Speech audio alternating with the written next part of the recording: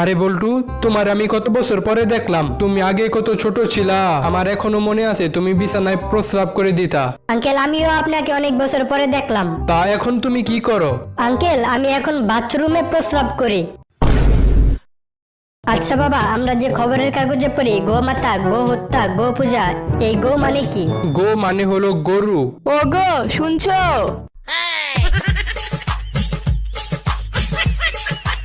জানো, তাজমহল বানানোর পর শ্রমিকদের হাত কেটে দেওয়া হয়েছিল, যেন তারা আর অন্য কোনো তাজমহল না বানাতে পারে। আবার যারা মুসলিম শাড়ি বানাতো তাদের আঙ্গুল কেটে দেওয়া হয়েছিল, যেন তারা আর কখনো মুসলিম শাড়ি বানাতে না পারে। আমিও চাই না আমাদের সন্তানের মতো আরো কোনো সন্তান হোক। তুমি দাঁড়াও, আমি এখনই ছুরি নিয়ে আসতেছি। রাগ হলো আন্ডারপ্যান্টের মতো, থাকাটা জরুরি কিন্তু দেখানোটা জরুরি না। স্যার, এটা থেকে আমরা আরেকটা জিনিস শিখতে পারি। কি? গার্লফ্রেন্ডকে ভালোবাসার সময় রাগ থাকা যাবে না।